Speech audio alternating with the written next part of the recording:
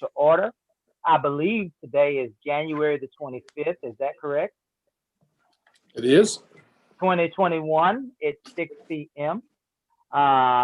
First item of business is our roll call. Robin, would you do our roll call for us, please? Most certainly. Councilmember District B, Present. Councilmember District C, Present.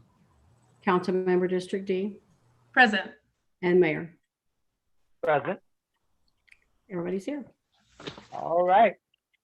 Well, item 3 is our citizens' participation, and it is limited to 3 minutes per person. Comments from the public at this time. Any person with city-related business who signed up may speak to council on a specific agenda item limited to 3 minutes. In compliance with the Texas Open Meetings Act, the city may not deliberate on comments. Personal attacks will not be allowed, and personnel matters shall be addressed to the city manager during normal business hours.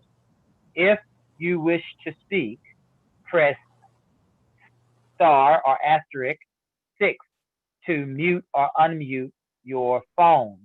If you are participating by telephone, I'll say that again. If you're participating by telephone and you wish to speak, press star or asterisk, whatever you call it, 6 to mute or unmute your phone. Robin or Kyle, do we have anybody that has signed up or has alerted you that they wish to speak? No one has alerted me. There are a couple on here. There's one that just says Zoom user. There's one that's a 713 number with ending in 001. Michael, there's a Michael. And then a Galaxy, which is a person using their phone, it looks like Galaxy 520, but none of those have unmuted themselves either. Kyle, did you unmute them or? I have no comments. Okay. And you are, was that Michael Carlson? Correct, Michael. Okay. Any Hi, other this is comments? I was going to say, this is David Webb with Steeple. I'm the one that ends in 001. Okay. Would you like to speak up before council this time? No, thank you. No. Thank you. Okay. Then there's a B Shores.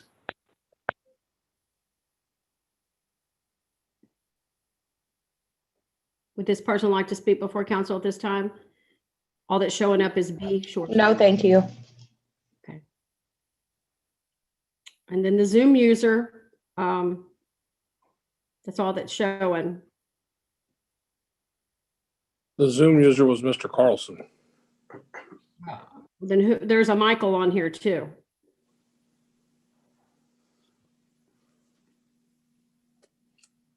The Galaxy user doesn't have anything to address. Okay. That's all. All right. Well, let's proceed to item 4. And the reason that we're here tonight, and item 4 is our workshop, item 4A, discussion relating to the current Lamarck Police Department collective bargaining agreement. I believe that this is something that the consensus of council requested that Mr. Jackson place on an agenda for us to workshop. And so we will at this time turn the meeting over to Mr. Jackson so that he can make his presentation and so that he can allow his staff, if he chooses to make their remarks and presentation. Mr. Jackson. Good evening, Mayor, Council. Yes, this is an item that we've been talking about for some time in council meetings, and it was requested to be put on an item agenda and rather than, or on a meeting agenda, and rather than extending a meeting with the workshop, we set it as a separate workshop to make sure that we had adequate time for mayor and council to have their questions answered, or to make sure that they understand the workings of this CBA and what's in it and what it means. I don't know that I necessarily want to say a whole lot up front about the CBA itself. As you'll know, I mean, as you guys know, this CBA is the current CBA. It is through 2021 of this year, which means that sometime later in this year, we will begin the process of negotiating a new CBA before the September 30th deadline. But I think the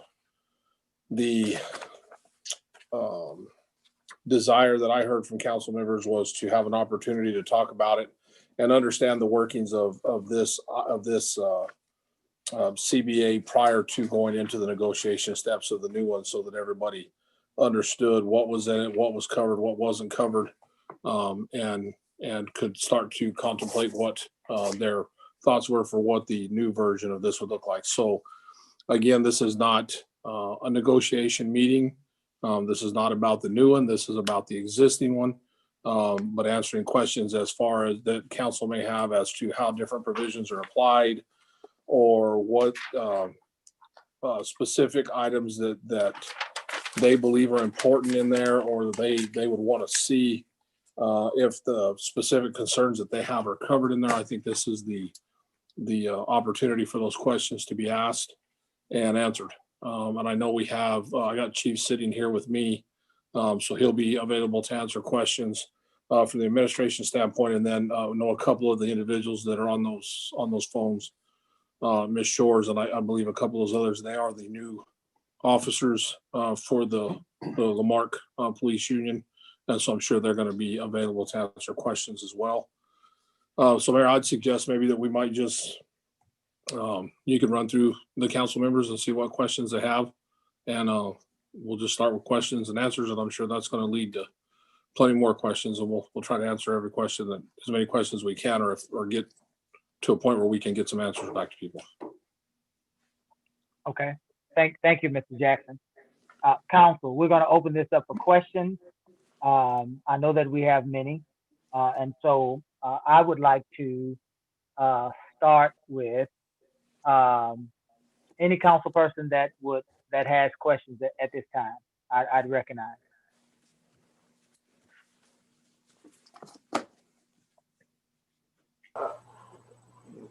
Mr. Mayor, Mr. City Manager, I'm, of course, the newbie to this effort here, and I'm taking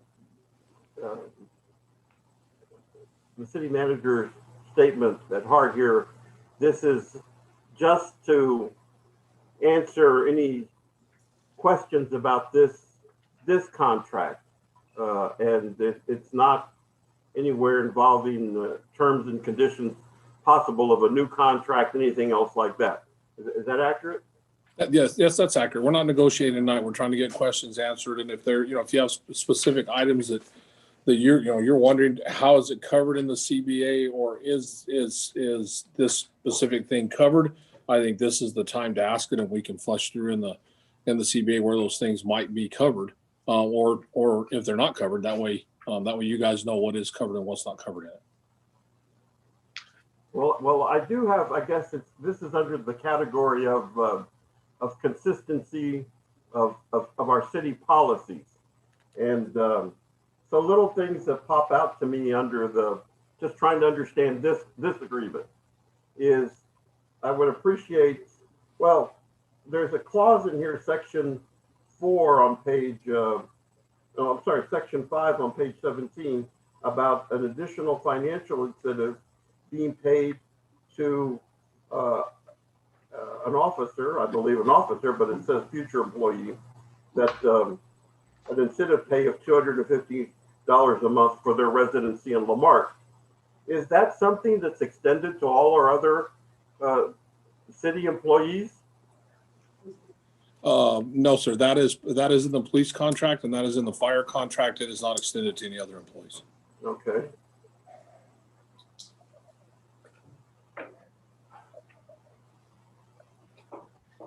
And there's a lot of language in this contract with regard to the payment of training fees, ongoing classes, and maintaining the current standards of our of our police officers. And once again, my question is that something similar that's offered to our other city employees? Yes, yes. If employees have a requirement to maintain training or to maintain certifications, that is covered for all the employees. We do everything we can to make sure that our certifications are kept up to date and trainings are kept up to date. Not this year in the budget, but the council extended it this year, but the previous year in the budget, the city council actually extended some additional training opportunities for staff as well. And included some additional money in there to make sure that we were providing as much training as we could to staff. And one of the other things that we talked about this, I think maybe in the budget this year was where we talked about. I think Mayor brought up the question at that time. We have some processes in the city that we utilize contractors, particularly our wastewater treatment plant. Because you have to have a minimum level of certification to run the wastewater treatment plant. And we had an employee who was certified to run that previously. And when they get to the point where they're certified to run those, they're worth quite a bit of money, and they have a tendency to move on if you don't pay them the market value. And that employee did move on. So we'd had to go to a contractor to run our wastewater treatment plant. But we are in the process of training an employee right now. He is about to take his C-level certifications. And then once we get him C-level, we're going to petition TCEQ to allow him to take his Bs and see if we can get an employee certified again, so we don't have to use a contractor. And thank you, Tink, because I know you're emphasizing that training to all of our other staff that you talked about at our last meeting, and I like to hear about those things. There's a reference in here on Article 32 with page 49 on affirmative action, and it talks about establishing and maintaining an affirmative action program. Is that in writing? I'd like to see it if one exists.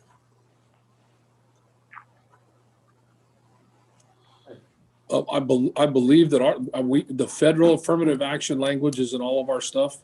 I don't know that the city in and of itself has an additional affirmative action policy beyond the federally mandated requirements that we carry forward. I don't know if any city around would have anything beyond those federal affirmative action requirements. But Kurt, I mean, the city handbook has got language on ensuring affirmative action in the hiring process. So we do have the statement in there. That statement would follow federal law. I don't know that we have a separate provision anywhere besides the federal language, but I'll sure check and see if I've never seen anything that's different than the federal language, but I'll sure check for you to see if we have something else. And Tink, if you wouldn't mind, if the federal language, I believe, includes a reference to sexual orientation, and that's not listed here, at least on this. And I don't know what the city policy is there. Yeah, I would assume that that's probably been added since this was finalized. Yes, and so the federal requirement would still, of course, be on us. So it would probably be updated in a current version, and probably the same in the employee. I'm going to say in the employee policy, it probably is not updated in there either because the employee policy is older than this. But that requirement would apply to us. Okay, I appreciate that. And I've loved reading this, by the way. You know, I'm a nerd at heart, and I've read the whole document. So I'm going to leave the rest of my comments and forward them on to you, Mr. Mayor, and Mr. Jackson, with regard to just items I'm curious about. And I appreciate your time. Okay, well, I'll jump in there. First, I want to say I echo Mr. Compian's request to see what additional language we have around affirmative action, because it certainly does sound like in the CBA that there's an additional affirmative action plan. And so I was expecting that there was some other document as well. And a note on that is I also, it refers to minorities. And I think, I can't be the only person here on the Zoom that hasn't, become privy to the discussions around the phrase minorities in the last year. And like, what does that mean exactly? And I would like to know if there is a specific demographic that is, you know, specifically referencing to in this CBA? You know, is it searching for peace officers who, you know, trying to have a percentage in the police force that represents the demographic breakdown according to the census of our city, you know, or what? But just simply saying minorities, I think is, you know, not a descriptive enough phrase. You know, if what we mean is African-American officers, let's say African-American officers. If we mean, you know, Latinx officers, let's say that. Okay, but all right, I'm gonna ask a few like softballs first, because I also loved reading this, but unfortunately I'm not as kind as Joe, and I'm gonna ask all my questions now. First, the first one was, how many officers currently reside in Lamarck as of now? He's thinking. You mean Chief doesn't walk around knowing that off the top of his head? No, actually, I don't, not right off the top of my head. I know. Well, it's okay if you don't know that now, but that is something I would like to know. Okay. As we get more into these discussions. And then I'd like to know how many, I'd like to know the vacation breakdown. I'd like to know how many of our officers take vacation, how much percentage of vacation time is left, and what is the value of that vacation time that goes unused. That's also another number I don't expect anyone to have off the top of their head. So just Yeah, sure. I'm glad you didn't expect us to know that. No, definitely not. And then some more data points that I'd like to see is around insurance costs. In particular, I'd like to see what it would look like, what the figures would be if we were to reinstate full insurance coverage for all spouses, and if we were to, and if there was a way to work in dependents in there as well. And then what our current cost is right now with the way we have it. Okay, next question. Well, actually, first,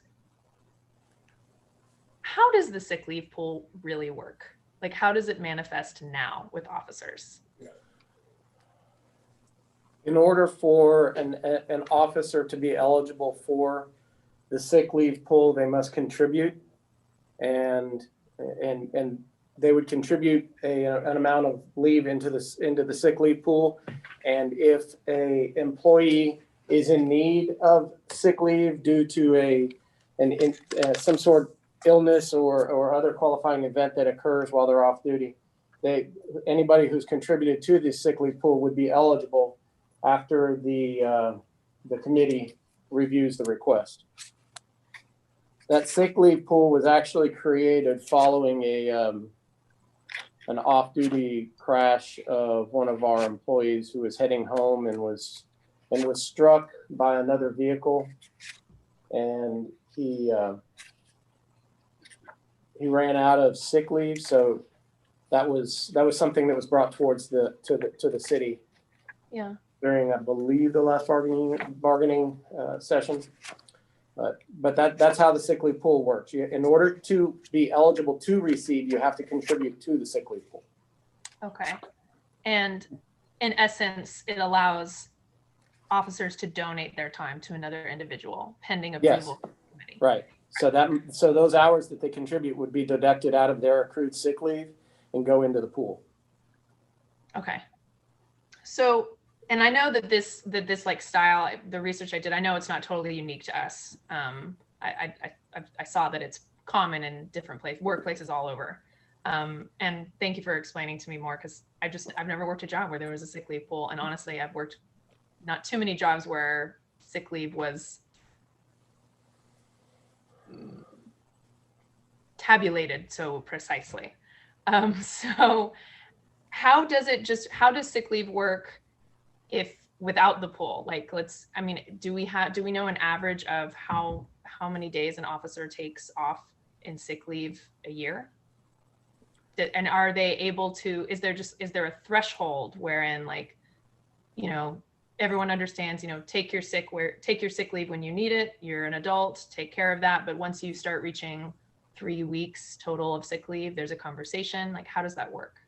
Well, of course, remember, even with the CBA, you still fall under the requirements of the Family Medical Leave Act. Right. If it's anticipated to be any length of time whatsoever, and for me, I mean, that's even up to a week and a half to 2 weeks. We start talking to the employee about getting their doctor to certify them for family medical leave, because that provides protection for them from losing their job.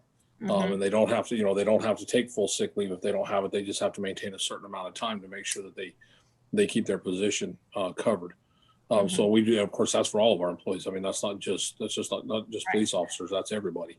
So normally if we think it's going to be anything that may lead to more than a couple of weeks, we start talking to them about family medical leave up front or right at the start so that they can get that form signed off on by the doctor. Okay. And so please walk me through, like, I'm an officer and I'm starting to feel fluish, how does that work? Do they just call in to whoever their supervisor is, their superior officer, and say, I think I'm getting sick. I don't think I should come in? Or is it that something that needs to get more approval than that? How does it work? If somebody is feeling ill, especially during our present situation, right, we obviously do not want them around work. So if they're feeling ill, the procedure is for the employee to contact their immediate supervisor, whether that be a corporal, a sergeant, or a lieutenant. They're to notify their immediate supervisor as soon in advance as they can, to let them know that they believe that they're sick and they're not going to be able to make it in. Now, if this is something that goes on for an extended period of time, 3 days or so, they are required to go see a physician before they get the clearance to return back to work. Okay. Did that answer your question? It did. Okay. Sort of what the questions I'm asking are trying to help me get to a point where I understand, like, do our officers have ample time to take off sick when they need to? It's like, do they feel like, I don't feel well, I shouldn't come in, I don't want to come in, but I'm worried that it might not be approved or anything like that. That's what I was trying to get clarity around. I don't think there's ever been an issue with approvals. We definitely don't have issues with approvals right now. I mean, we're being extra cautious right now. Right. The last thing we need is a whole crew being infected with the virus, because then it puts us in a spot where we can't cover everything. So we've been very careful with that with our fire and police crews. Okay, moving on. How many of our officers, I was enjoying reading the part about the incentivization of bringing the police car home. I knew that we had something to the effect of that in our CBA, but it left me with a few questions about how it's working and how many are currently doing it. As far as officers who take their car home because they reside in the city, that's again something I'll have to research and come back to you with. Now, I can tell you that we do have some officers who do reside in the city who had take-home units and opted to turn them in because they were getting a degree of harassment at their homes. And they decided, instead of continuing to face that, they turn the vehicles back in. So I'll have to get that number for you, but Okay. But yeah. Okay, thank you. Okay, here's another softball pedantic question before I move into the big boys. In Article 15 on that safety and equipment area and Section 7, it talks about the $65 payment for uniform and equipment maintenance. And specifically in there, I was hoping you would help me understand. So it said it was for like uniform and ammunition. And I was hoping you'd explain to me why that's in there, because I don't get it. And I'm sure there's a really good reason for it. So are you specifically asking about the ammunition provision? Yes, sir. Yes, okay. Sir. So the reason why is because the officer, we do not supply firearms for the officers. The officers, they provide their own firearms as long as they meet the departmental guidelines. And that firearm ammunition goes along with that as well. So as it is right now, the officer provides their own firearms and their own ammunition. Now, we do provide them, the $65 goes towards ammunition, towards maintenance of their uniforms, toward purchasing new boots periodically, towards any other kind of equipment or clothing needs that they may need for work. So the $65 does include, I mean, it's there for, I mean, it's not, I mean, there's not a chunk of that 65 that's allocated to go buy ammunition. That's just something that is included in there because the department doesn't supply the officers with duty ammunition. Now, we do supply the ammunition during firearms training, but not for duty. So duty. that I don't know if the right phrase is stipend, but that payment is to help officers. That is us ensuring that they have the funds necessary to buy ammunition that they have on them while they're on duty. Yes. Okay. In essence, yes. And then also for dry cleaning of their 3 uniforms. Or if Dry they, cleaning or maintenance of some, however they do. yeah, or if they need to buy a new belt, or if they Right. need to buy, anything that goes with the uniform, boots, all that stuff that goes with it. Is that a common practice for, I was really surprised that and now I mean, to hear you confirm that we don't supply ammunition in bulk. I guess that's something I naively assumed we did. And I mean, I know in a sense we are by paying for it, but they're each responsible for getting it on their own. I assumed we had some sort of large municipal contract. No, I would say it's for an agency our size, that's pretty much the norm. When you Okay. get into the larger agencies that have, they've got more resources, they've got a training facility. To answer your question, yes, for agencies our size, I believe that's pretty close to normal. Okay. And I think also that provision in an agency where you don't provide the firearms, you normally don't provide the ammunition either. If you provide the firearms, then you normally do provide the ammunition. I think it goes hand in hand with having them supply their own firearms as well. And then help me understand, when I read that, I thought I did read that we do buy new additional guns for officers with at least 2 years service. That is, well, no, the city will purchase them up to $500 for the officer, but the officer reimburses the city through payroll deduction for that cost. So it's not the city's buying it for them. The city's basically fronting them a loan in order to help them acquire that firearm. Okay. And then, for instance, when I first started here, I had a very beginner level, not ideal for my personal use firearm. And about a year and a half in, I found the pistol that I really liked, but I couldn't have afforded it on my salary at that time. So that's what it's for. It's for an officer to be able to get that firearm that they need, that's right for them. Anyway. Okay. Thank you, Chief Jackson. Okay, I'm going to move on to Article 16, training. In this section, it refers to a health and safety committee creating a physical fitness program, but I didn't see, that was the only place I saw it mentioned. There was nothing attached. I'd like to know what the status is on this physical fitness program. So the physical fitness program it's the Health and Safety Committee is actually run out of the Civil Service Director's office, the Human Resources Director's office, and they put together a regimen for assessment and specific exercises that they would have to accomplish in order to do so, in order to meet this quarterly assessment. That was put together by the Health and Safety Committee. and I believe, if I'm not mistaken, that it was reviewed by the city's medical director. I think, is that the terminology?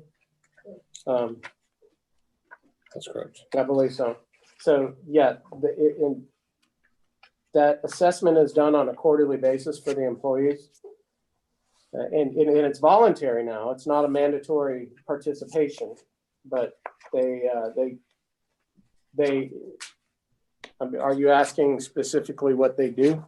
Well, yeah, I would like to see what, I'm assuming if a committee was formed and they came up with a program, that means there's documentation, you know, there's a protocol, there's a handbook, you know, there's something physical to look at so that we have an idea of what was put together. And then I want to know, so it's not required of our officers that they pass a certain physical fitness exam on a regular. It's not required that they do so, no. Okay, so it's completely voluntary to say Correct. Physical fitness exam. I'd like to know how many of them do it. Okay. And I'll be honest, I'm really surprised that it's not required. It seems like it should be. But I would like to know who, like, what is that program consist of, and how many of our officers are doing it. And then if my notes are correct, it's currently $250 per quarter that the officers who participate in this program get by passing. That's correct. Correct. Okay. I'm asking for another number that no one will have right now. It's math. I'd like to know what it would look like if we were to up that incentive under the assumption. So with the foundation of me saying, I really think it should be a requirement for officers. I'd like to know what it would be the cost to the city if we were to up the incentive to, let's say, $500. And if every officer took it and passed it every quarter, what would be the cost to us in a year?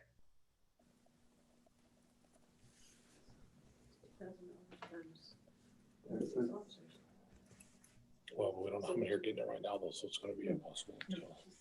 We'll get you that number. Okay. There's no urgency in this moment. I'm asking for a lot of numbers, but you know, it's workshop time. But I know I'm patient. I know we'll have it for a future point. And non-police officers that live in town. Okay. And I've got all these notes written down and worked out. So if I need to I'll get with whoever I need to get. And out of curiosity, do we have a similar program, Mr. Jackson, for our fire department? We do have a similar, you're talking about the physical fitness part? Yes, sir. We do have a similar program at the fire station. It is not mandatory either, but they are working towards getting it to a point where it would be self-imposed as mandatory. And they have some different levels based on national standards that they're using to try to get to that point. Okay. Okay, so thank you, everyone. I'm going to move to my next area. This is in Article 18 under physical and mental standards. So that section. What page is that, ma'am? Can you give us a page number, please? I'm sorry. So sorry, y'all. Expedite the process. Yeah. Of course I can. Let's see.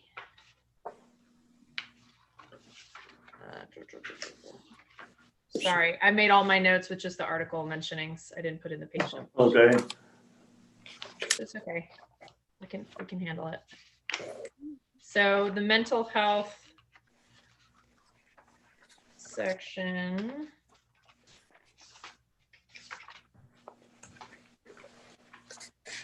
Oh.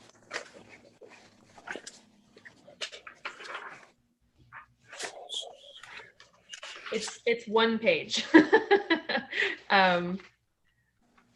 It's page 44.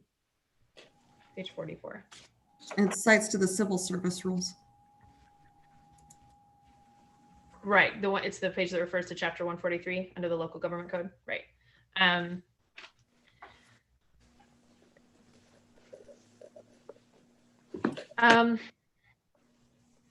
mean, I perhaps I don't have that many questions around this. It's more just that, I find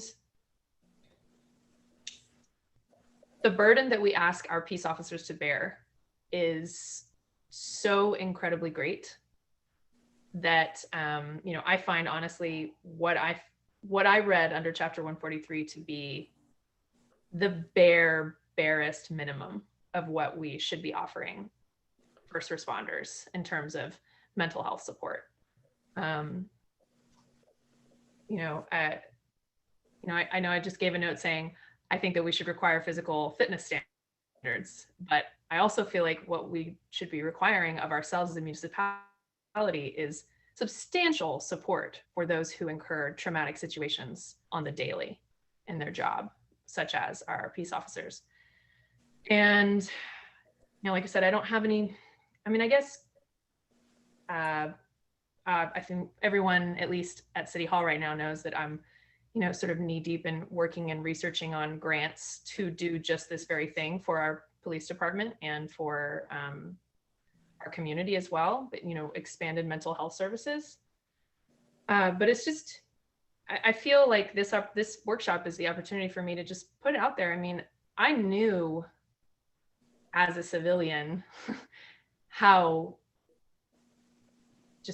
I had an idea of the burden that's borne by our first responders, but in doing research recently, I've been truly, truly enlightened to just how great it is and what a crisis we're in. And I know that I'm preaching to the choir for probably everyone on this call, but because this is public, I just want to establish that, it's our police officers are more than 4 times likely to commit suicide than the average civilian in America. And it's not hard to make the leap of the kind of work that they do on the everyday to how that work doesn't leave you when you get out of the police car and you go home. And so I'm really very, very invested in us finding a way to better support all our first responders in particular, but our peace officers very, very much so. I'd like to look into what it looks like to have counselors embedded on site within our stations and available to officers at any time. Obviously, I know that we have, I know, there's a lot of anecdotes I've heard and a lot of instances that I know where both Chief Jackson and our city manager and others were very responsive to the needs of officers after something traumatic has happened. And I know that we are, following the letter of the law when it comes to that. We're following chapter 143. I want us to value that contribution more by supporting that mental health need. Yeah, that's where I'm at. Like I said, not too many questions, but that's really important, I think. And so here's what I'll get to sort of the biggest thing that surfaced for me in going through the CBA. And that is that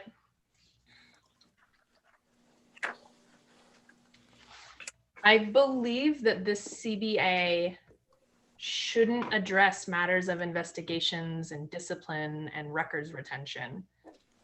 I believe that those are areas that should be managed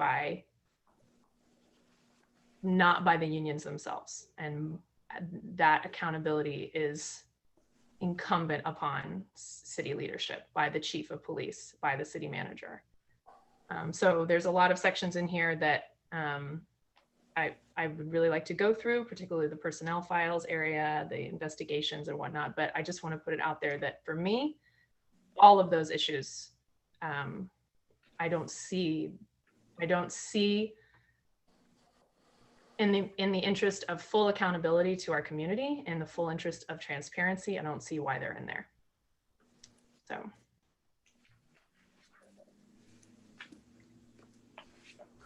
So.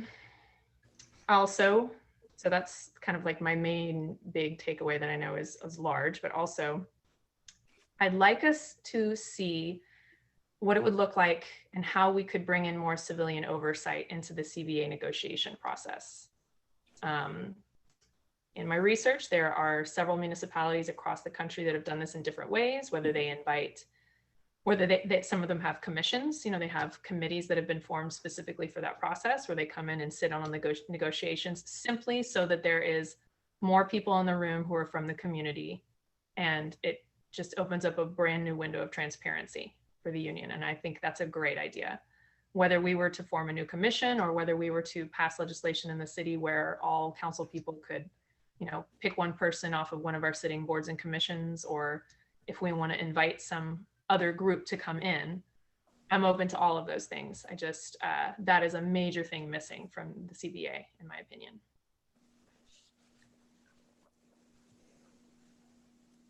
And I'm going to pause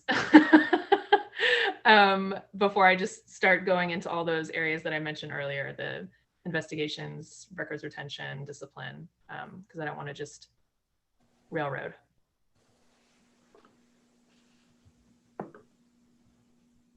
Or I'll railroad. Okay.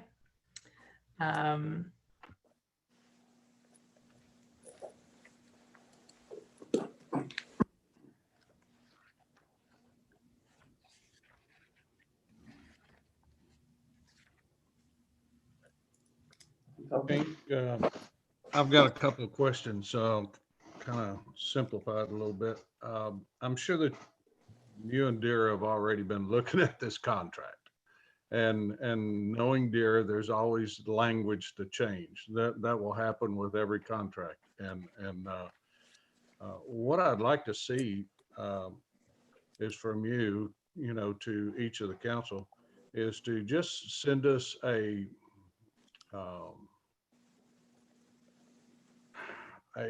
draft PDF on this contract, you know, with changes that right now off the cuff that y'all see would need to be just, you know, maybe phrase changes, what have you, or if there's something you want. But more specifically, what I'm not, you know, it's a give and take on any contract negotiations and what we can afford and what we can do.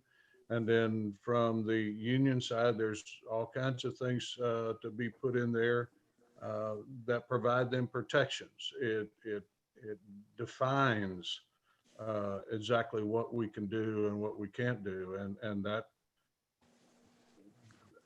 comes down to policy procedures.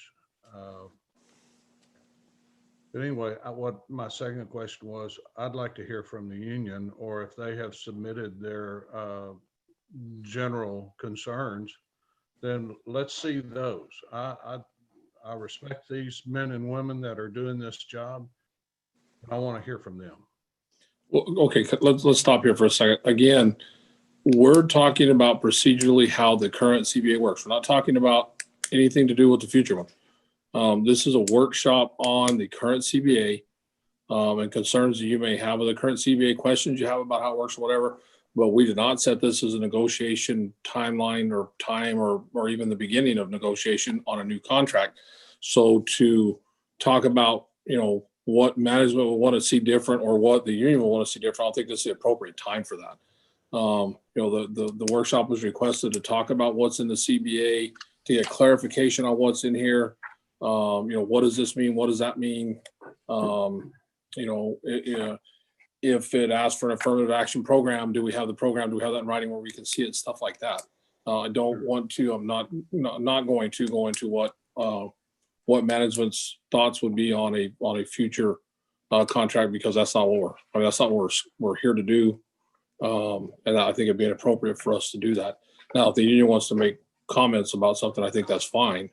But again, inside the framework of this meeting, this framework is to be this meeting was to be a open discussion about the existing CBA and what it meant and how it worked. So I think we need to make sure we stick to that so we don't violate the Open Meetings Act. Okay. I guess that would still pertain to our personnel and union. You know, if we're talking about this current contract, I'd like to hear what they have to say about it too. You know, they've lived under it, so there might be some things that were agreed to last time that, you know, did we get it right, or what do we need to improve on? I think that's fine. If there's comments along the, you know, what worked in this one or what they think didn't work, I think that's fine. Yeah, thank you.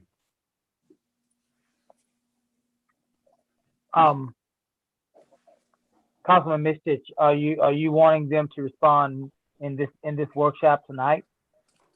No, give them time to digest it. You know, maybe it's something they could send a Tink and he could just send it to us, and it's their contact and, you know, their view, you know,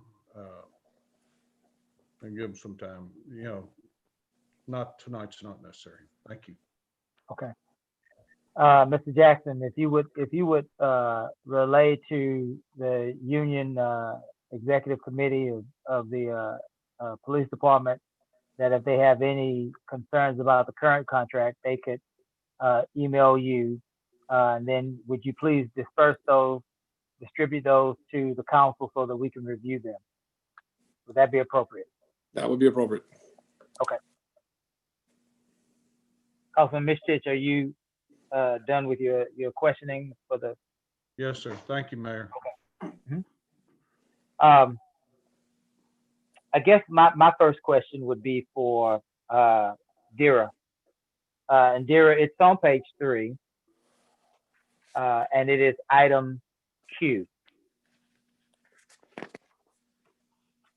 And it reads, preemption of chapter 143. And it says, to the extent that any provision of this article conflicts with or changes chapter 143, chapter 174, those are, I assume, Texas local government code, or any other statute, which I assume is Texas law, any executive order, local ordinance, or rule, this agreement shall supersede such provision.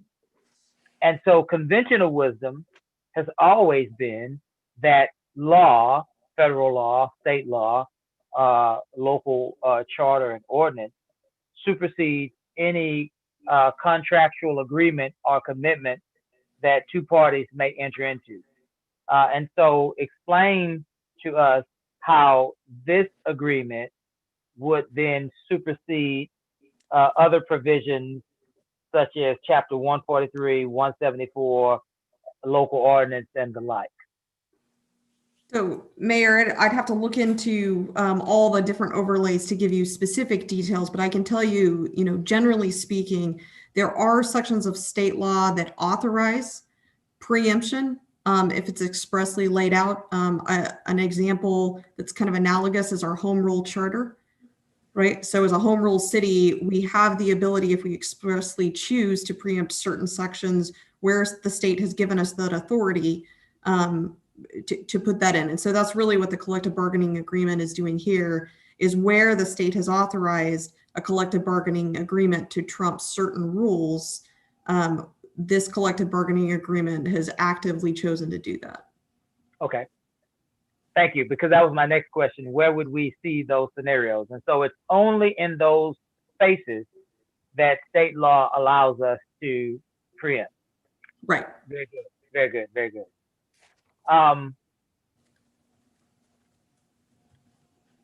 Item Article 3, Section 1, page 5. And it speaks to us about this position of, it used to be called captain. Maybe at some point folks might assume that it would be an assistant chief's position, but it speaks to the chief having the authority to promote one person outside of any testing, promotional exam. But we have not had that position for quite some time. And so I guess my question is, why would this still be in our in our agreement if we have not had that position in quite some time. Is that question for me or for Mr. Jackson? It would probably be for Mr. Jackson, one of the Jacksons, Charles or Kurt.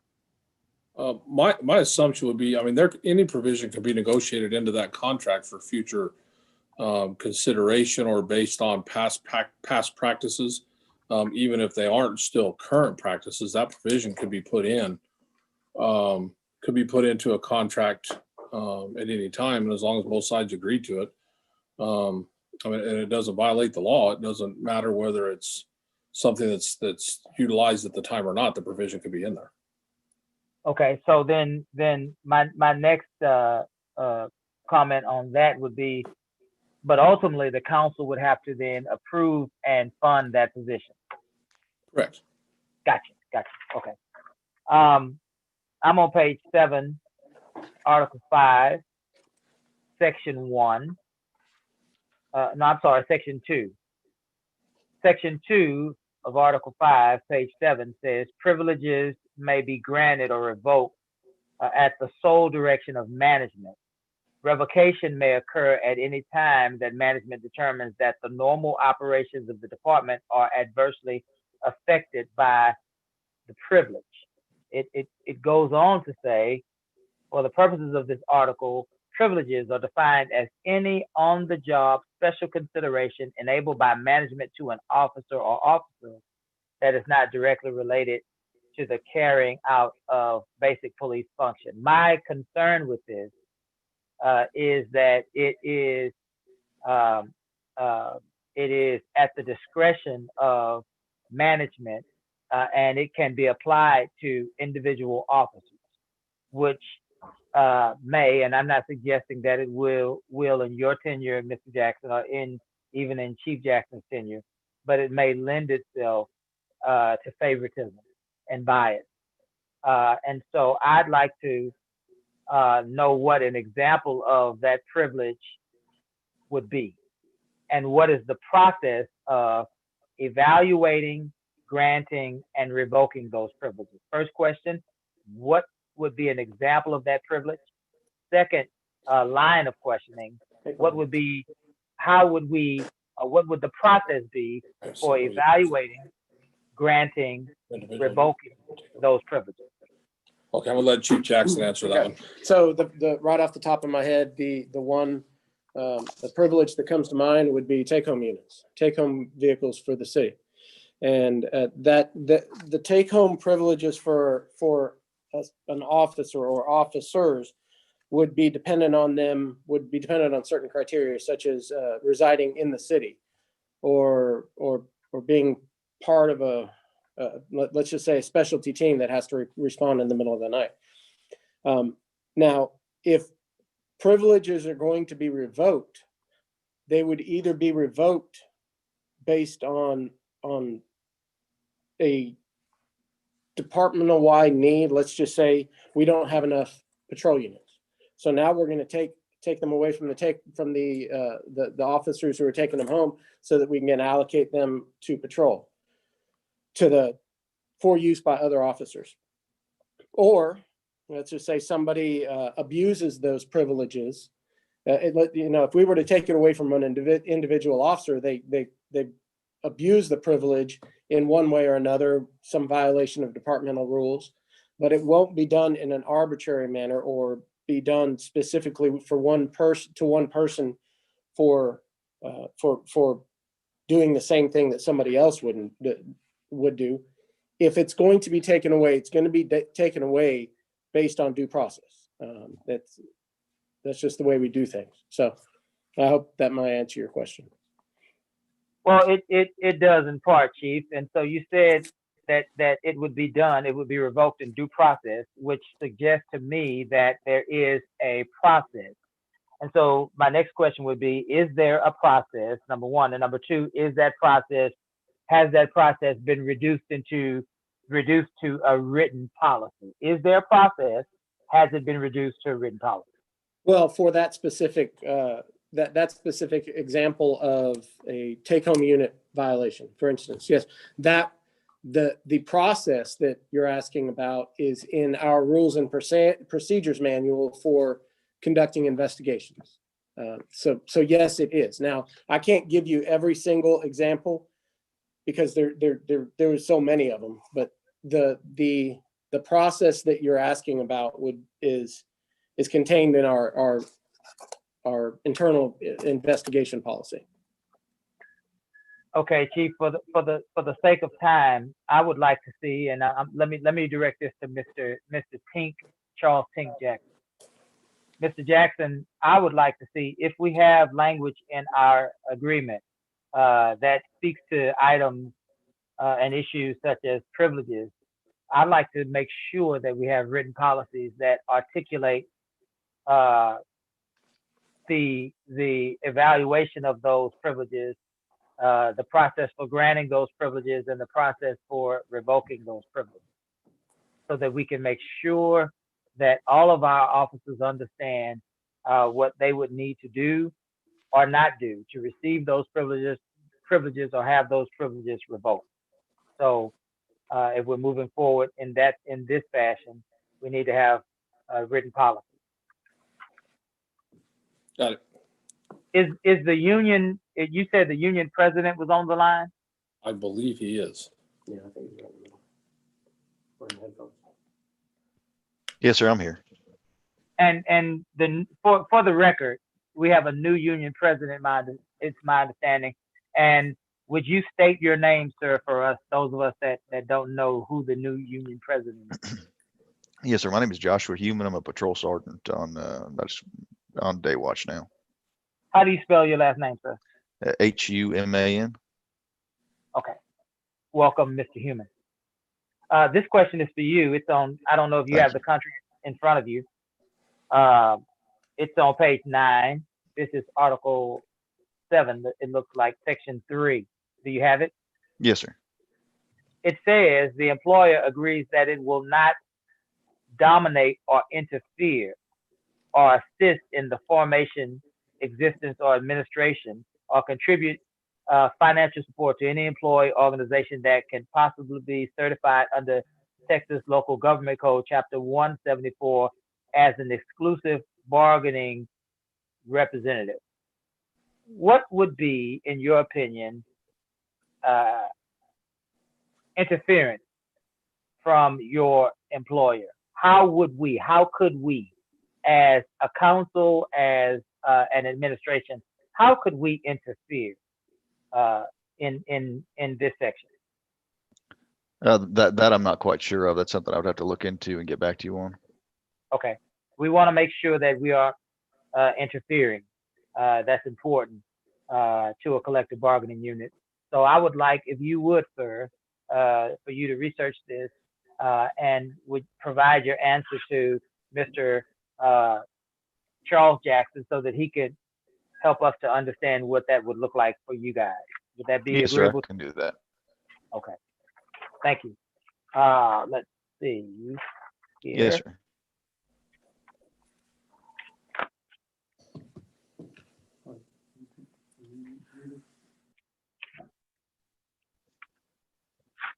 I'm a little bit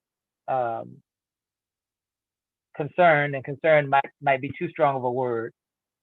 Interested might be a better word, at the way that we select people, officers, for overtime. I am used to there being a traditional overtime list. Remember, for 17 years, I was a firefighter in the city of Galveston.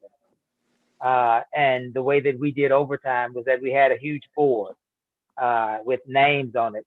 We had battalion chiefs and captains and engineers and firefighters. And when there was a potential for overtime, the battalion chief would go down the list based on the last place that they were able to find folks to work. And so if it ended with Bell, my last name, the next person on the list for the next day would be whomever's name would be after mine alphabetically. I'm wondering if we have a list like that, and if so, why is much of the language that I see in this contract as it relates to overtime based on what appears to be a first come, first serve volunteer basis. And that could be for Chief Jackson, should be for Chief Jackson. So overtime, shift overtime when it's needed is when a shift overtime position needs to be filled. Normally what the patrol lieutenant does is goes through the list or goes through all of the officers who are available to do so based on their current, whether or not they just came off shift, whether or not they're off duty. They go, okay, so the lieutenant uses his best, uses common sense to determine who he's going to call next. Now, I mean, I can tell you it's not easy to do because the vast majority of officers, when they're called for overtime, are not available or would prefer not to work it. So it comes to a point eventually where it has to be, the overtime has to be mandatory.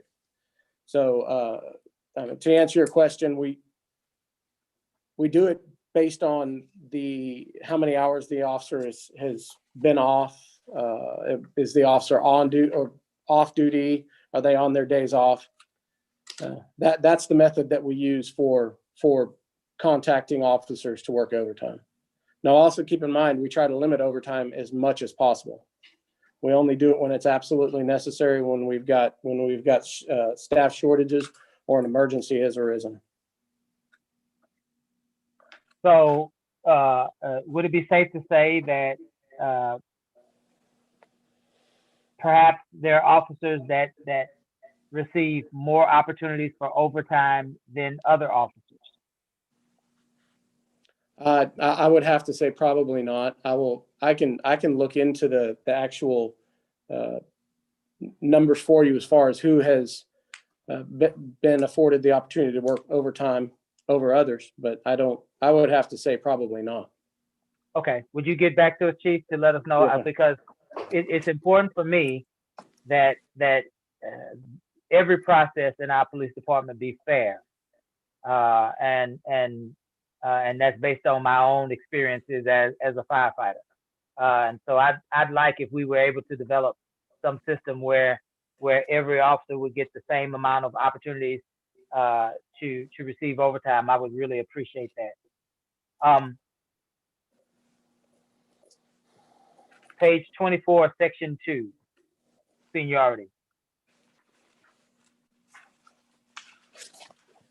And my only question is this: is there a time period, Chief Jackson, that you would receive vacation requests from your entire staff so that you could then apply them on the basis of seniority? For example, when I was a firefighter, for example, I'm just throwing dates out there, all of the month of October, we were asked to give our first, second, and third preferences for vacation for the next year. And so at the end of October, the chief would, according to seniority, start to fill in those vacation slots for the year that would come up after the year we were in. Do you have a system in place like that?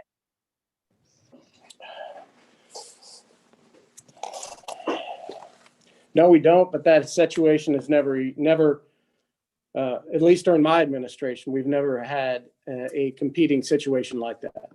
Everybody's been able to schedule the vacations that they want to schedule without any kind of conflicts. So to answer your question, no, we don't, but as of yet, we haven't realized the need for it. Okay.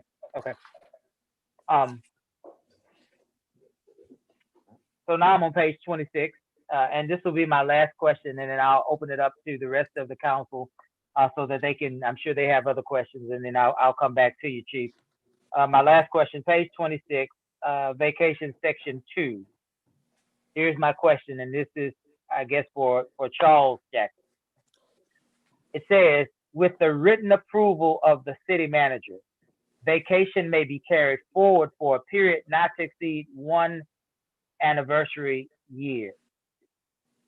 And so, Mr. Jackson, what is your process for approving vacation to be carried forward? My concern is that it's a gray area, and while you may be a city manager that doesn't make decisions in an arbitrary fashion, how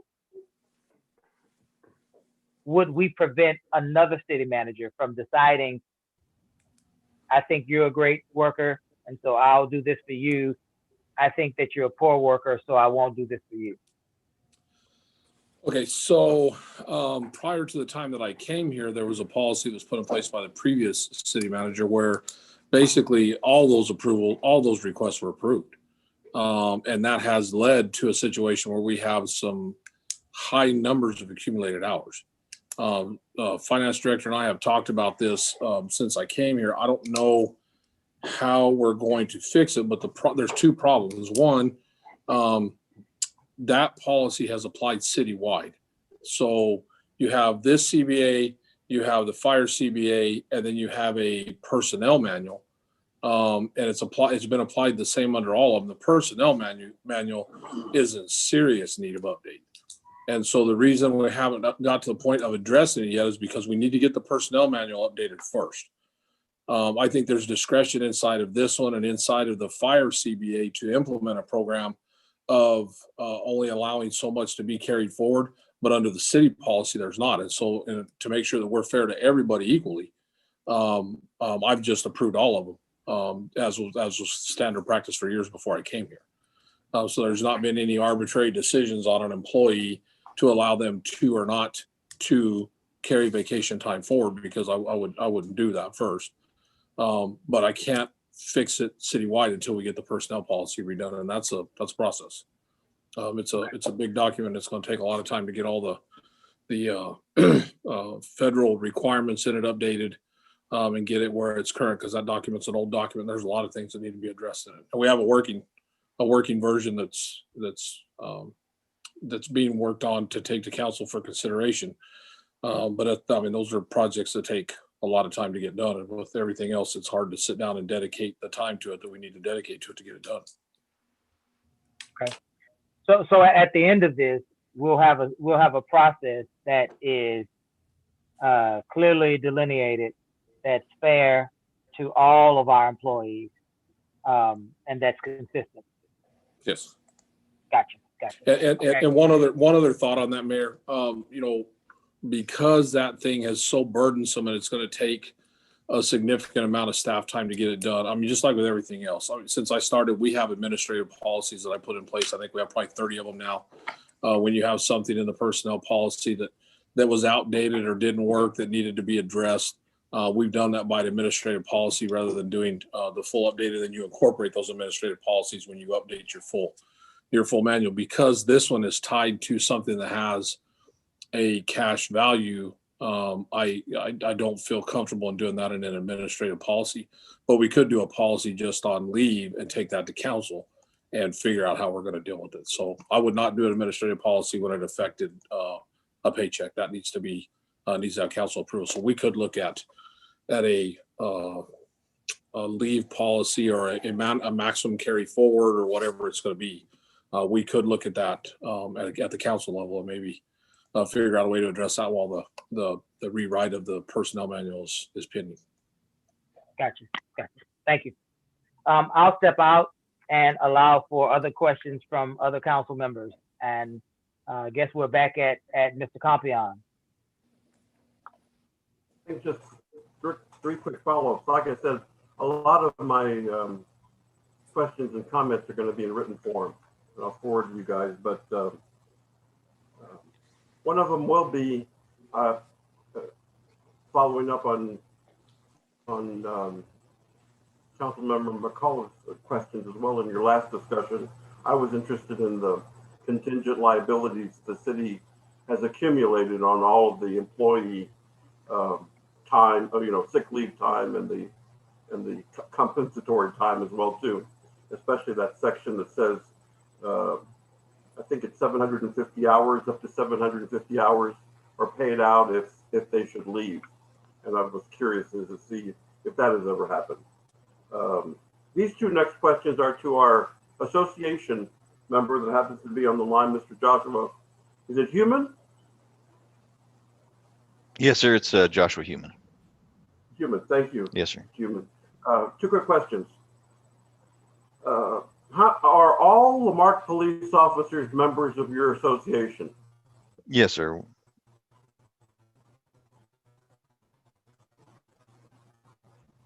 What's that? Yes, sir. Everyone that is every member is a association member. Every member is an association member. Yes, sir. Okay. And the second question is there's a part in here referencing jobs. If you perform any jobs, extra jobs within the city limits, you wear your Lamarck police uniform. And so my other question then is, if they should perform jobs outside the city, they're wearing just a uniform without the city identifier? That depends on the extra job. Some of them require a uniform. And so if they require a uniform, then you do wear your city uniform. If they don't require one, let's say they just want you in more casual clothes, you can wear a shirt that says police, or you can be in plain clothes. It really depends on what the extra job is requiring. Okay.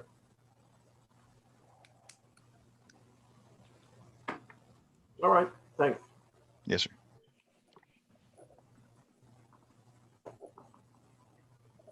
That's all, Mayor, on my part. Okay. Councilwoman McCollum. Thank you, Mayor. So I'd like to jump to Article 33, Section 4, which is on page 51. And it's the section pertaining to personnel files. My first question is, well, for anyone who can give me the answer, and that is, what is a letter of counseling? A letter of counsel would be some sort of an admonishment in written form that is issued to an officer for some level of violation of departmental rules, be it, let's just say, rudeness or something to that effect. A letter of counsel and letter of reprimand would be something that would be placed in the officer's file. And it's not according to civil service. It doesn't meet the description of a disciplinary action. So it would be some sort of a admonishment in written form that's placed in the officer's 143 G here at the police department. Okay. And under section 4, number 3, it says that 6 months after a letter of counseling or a letter of reprimand has been placed in the officer's file, that they can request a memo that their letter be removed after a review and at the discretion of the chief. And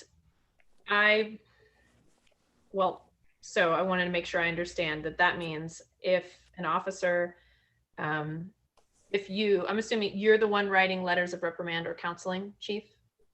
No, it can be at any level of supervision within the police department. Any supervisor can write that letter, and that 6 months after that letter has been placed in the file, any officer can request it be removed. They can request it be removed. Okay. But there's no obligation for it to be removed. But yeah, it can be requested. Okay. And then on number 5 in the same section, I was hoping you would so this is where it says a letter, memorandum, or document relating to alleged misconduct by an officer may not be placed in the officer's personnel file if the department determines that there is insufficient evidence to sustain the charge of misconduct. So that means that department leadership has written a letter of counseling or a letter of reprimand, but decides in the end to not put it in their file because they don't feel like there's enough evidence to support the letter itself? That Yeah.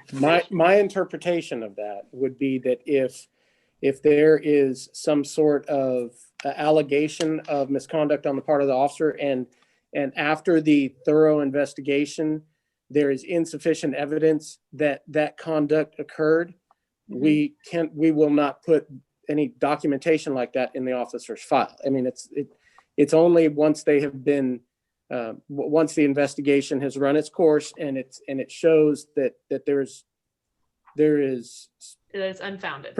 Right. Okay. And then any documents placed in the officer's personnel file as provided herein that do not result in a disciplinary charge after a hearing shall be removed from the officer's file if the disciplinary action was determined to have been taken without just cause, or if the charge of misconduct was not supported by sufficient evidence. And so if I'm understanding that correctly, a charge has been made against an officer. A hearing took place, not only an investigation, but a hearing, and there was no action taken. It was found to be unfounded, or there was.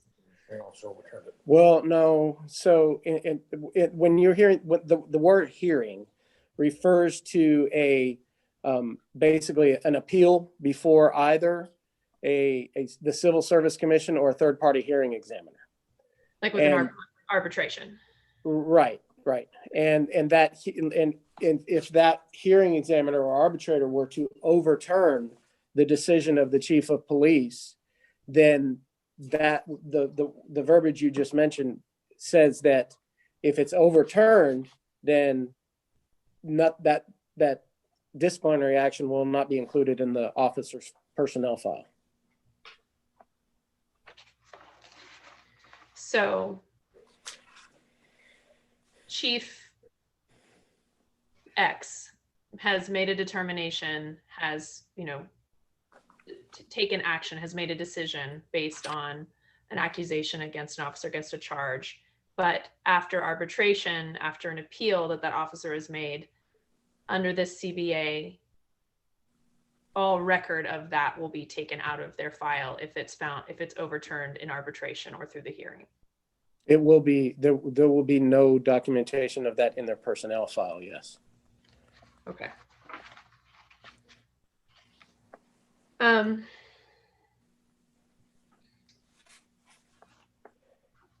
So I'd like some understanding around the 6 months period.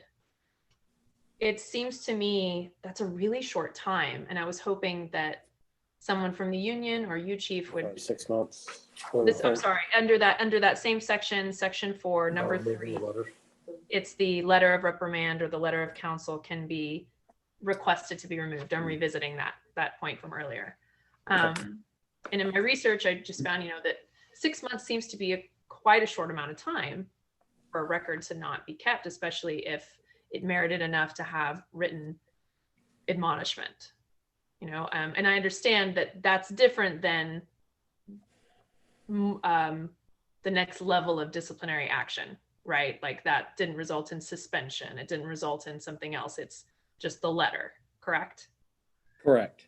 Okay. But I was hoping, you might shed some light on that for me, because I really cannot, because that was written into the contract before I became the chief, and I really don't know when that was written in, to be honest with you. So I can't answer your question on that.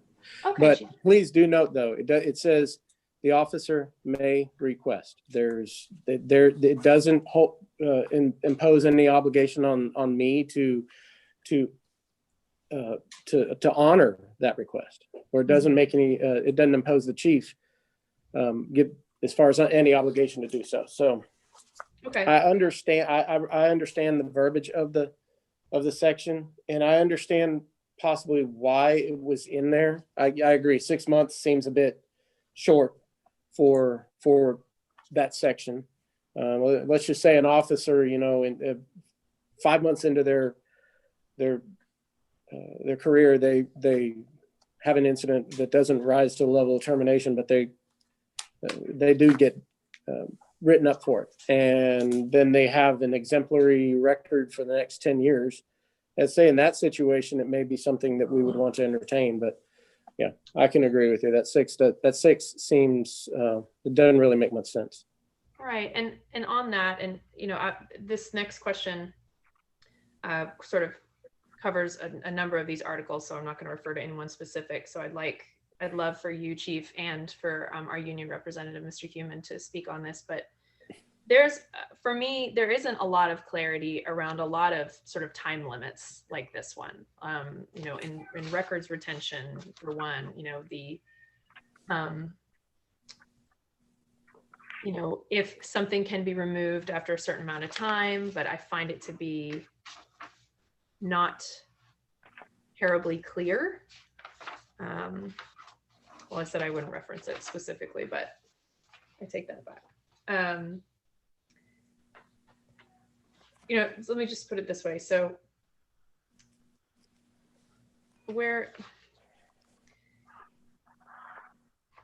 I hear what you're saying about that the section of the 6 months with the letter of reprimand and the letter of counseling was before your time, but sorry, I'm trying to find the section on records retention. My thing doesn't have a page here. Charlene or anyone else, do you guys have the exact page for that? Looking. Number 3.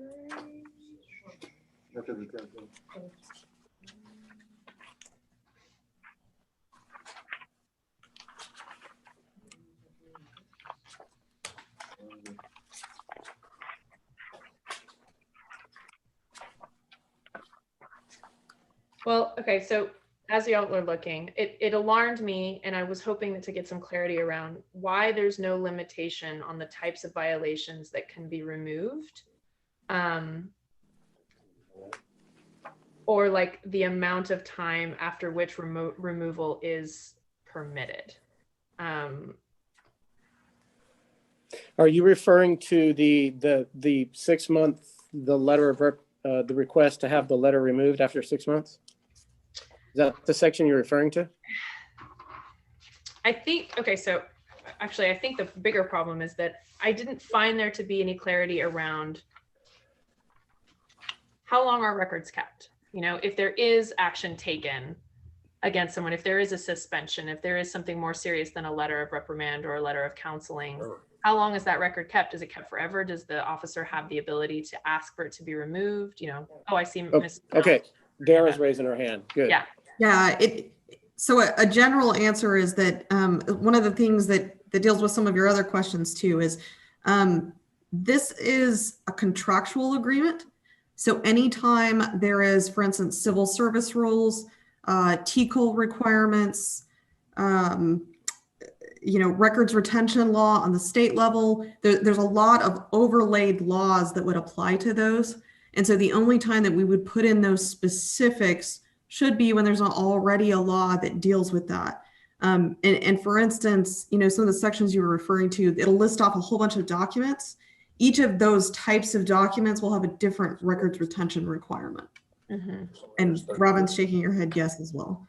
So does that does help, but I guess what I'm asking then is, what is our policy around, something more serious than a letter of, it specifically states the 6 month opportunity to request if there's a letter of reprimand or a letter of counseling, but what about beyond that?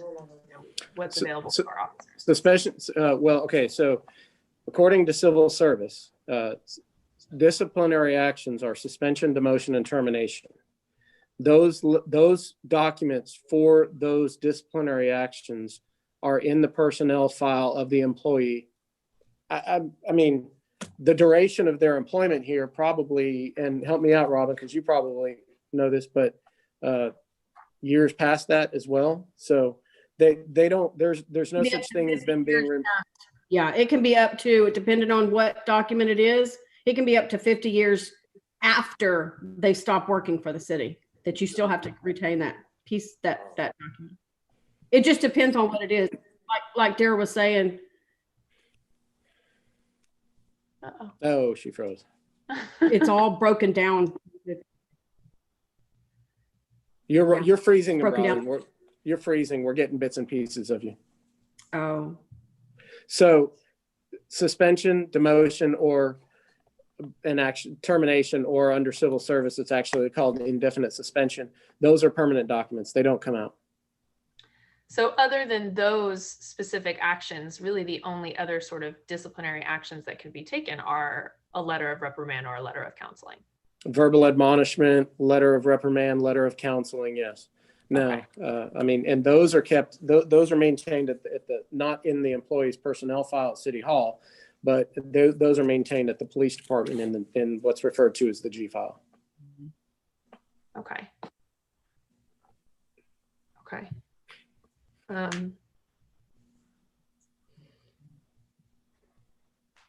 So okay. Thank you, team. That was good answering. I appreciate that. I think I understand now that, suspension, demotion, or termination, I mean, that is covered by much larger legislative bodies, and probably, I'm assuming, the Law Enforcement Bill of Rights here in Texas as well, or whatever the name is that it goes under here. Law Enforcement Bill of Rights. No, it's chapter 143 of the Local Government Code, otherwise known as Texas Civil Service Laws. Okay. I'm going to move on. The section on internal investigations, which is page 54.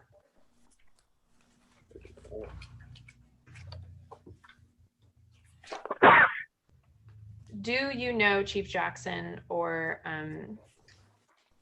Mr. Human, whether we have always required a sworn notarized affidavit taken by an officer if someone wants to make a complaint against a police officer?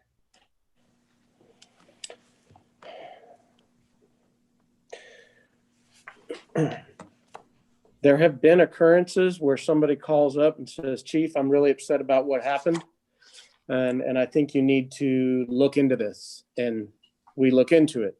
In that situation, I am the complainant. Now, if somebody makes an allegation against a police officer for violation of departmental rules or criminal misconduct, we're going to require a signed notarized affidavit, because I want to make sure that people aren't just going to be arbitrarily making complaints against officers who they don't like. So to answer your question, if somebody is going to file a complaint against an officer alleging specific violations of departmental rules or violations of criminal law, I'm going to mandate that they submit a signed sworn affidavit swearing to oath the allegations that they're alleging the officer committed. But like I said, there have been situations where people have picked up the phone and called me, and in that situation, it's not required. But then again, I am the complainant. If I review the documentation and I see misconduct on the part of the officer, I would then be the complainant. Mm-hmm. What about, I mean, do you see there, and I'm genuinely asking, do you see there any obstacle there for individuals who might have a legitimate complaint against an officer, and the fear they might have in coming forward and putting their name on a notarized signed document, if indeed we are in the, obviously this is a situation that, I'm hoping never happens, but if there is a situation where someone feels they have been wronged, victimized by a police officer, having to come forth and sign a sworn notarized affidavit is a pretty high bar. Councilwoman McAuliffe, let me try to answer that to give you a little bit of maybe a relief on that. So let's say that there was a situation that happened, and that individual was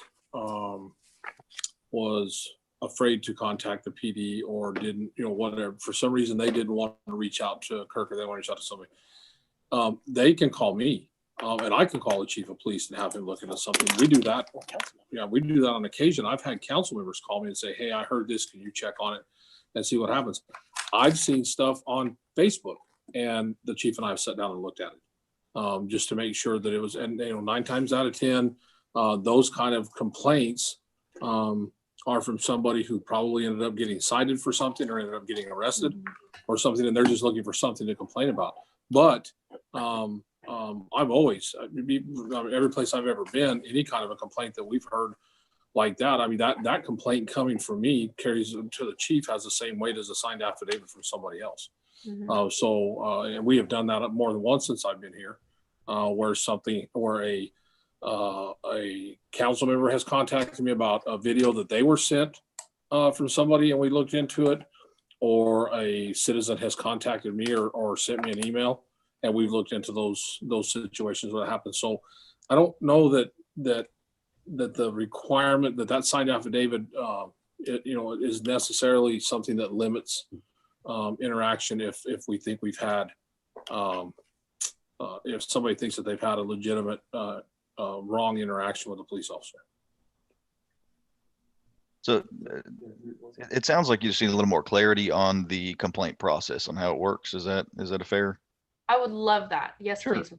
So typically the way it works is somebody will call in a complaint. And so the way most complaints start off is called an SI.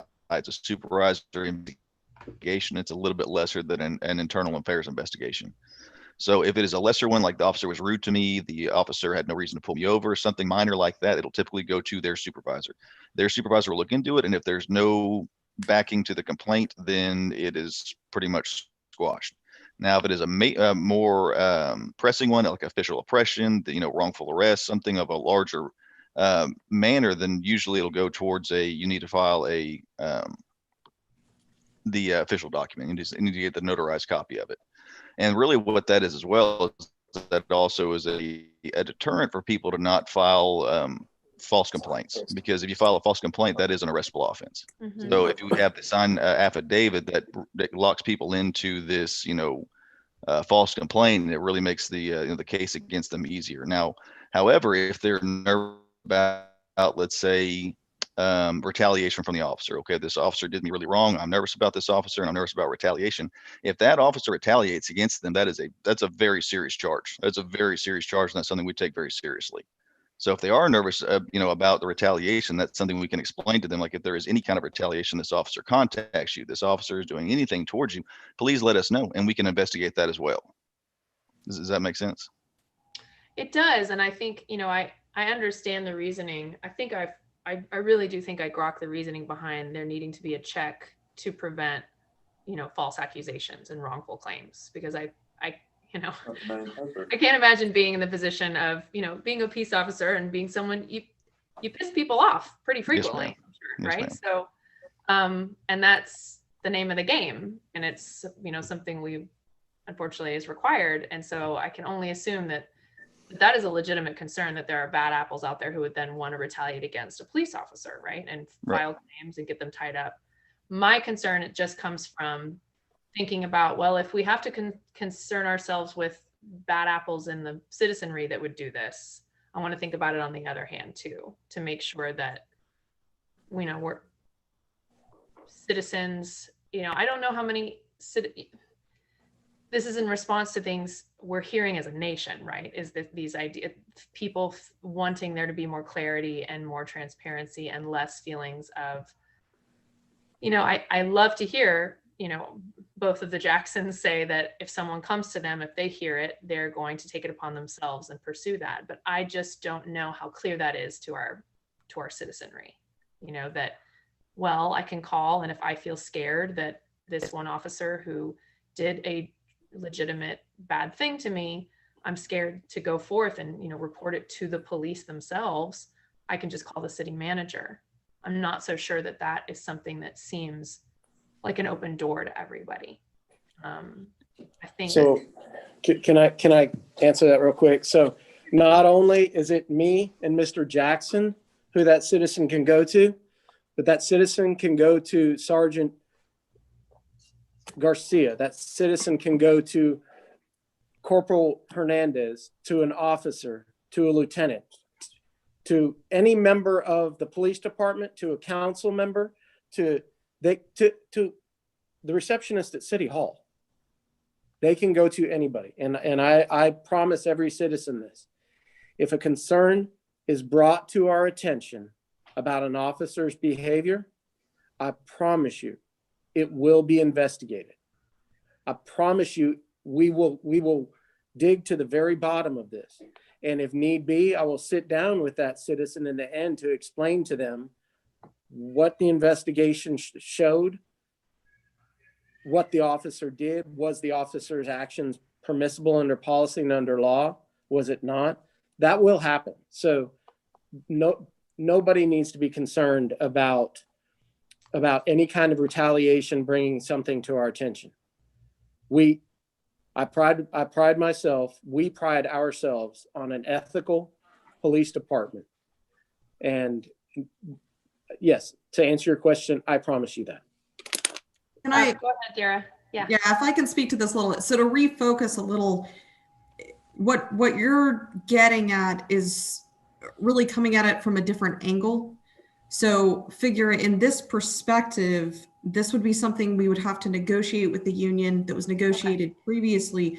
This is the trigger for criminal conduct and serious misconduct, right? That's rising to the level of basically criminal charges. The trigger for an internal affairs investigation. Now, that doesn't mean that this is the only method for citizens to report crime. There would be lots of other ways that they could come at that, but it's basically a protection for officers from too much internal affairs investigation where anyone just comes up, says they have a problem. And as you know, the mayor's been talking about quite a bit, you know, you need very specific triggers for certain things.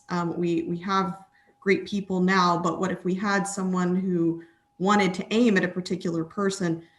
I would say this provision is really in there more for officer protection from too many or unfounded internal affairs investigations that were really serious in nature. That is correct.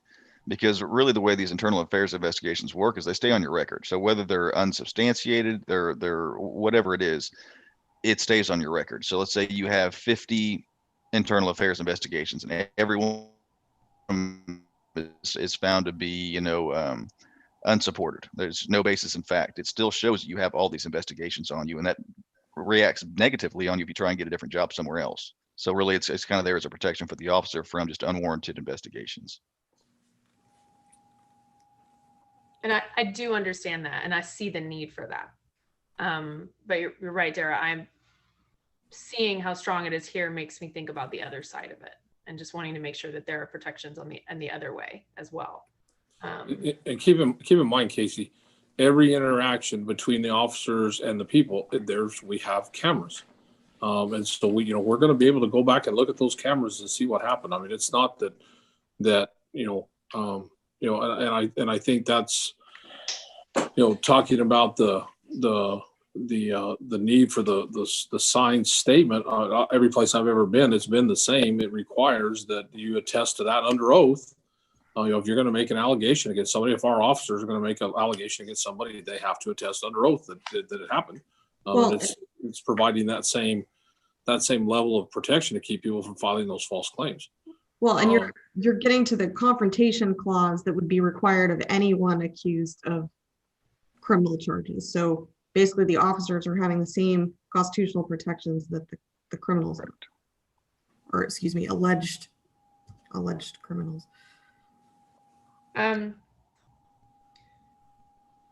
Understood. And again, I want to reiterate that I understand the need for there to be protection for the officers for very real reasons. And my concern comes from I think there's just an equal need to make sure that those who are disenfranchised in our community also feel protected, because I think that we need to consider those among us in our community who would not be comfortable signing a notarized affidavit at City Hall or the police station.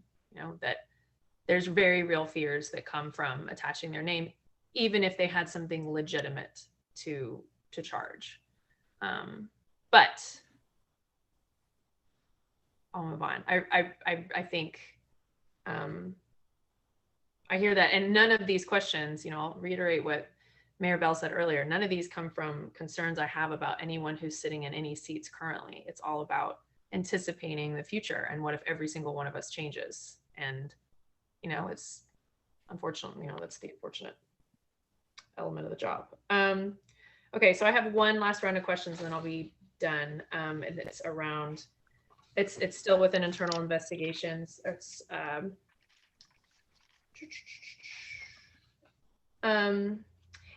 I was wondering how much time must elapse. So this is under section 1 still. How much time must elapse between the notice and when the officer can be interviewed? It just says prior to commencing an interview, the officer shall be informed of the general nature of the investigation and shall be provided with sufficient information to properly apprise them of the allegations. I just was hoping for more clarity around that time frame.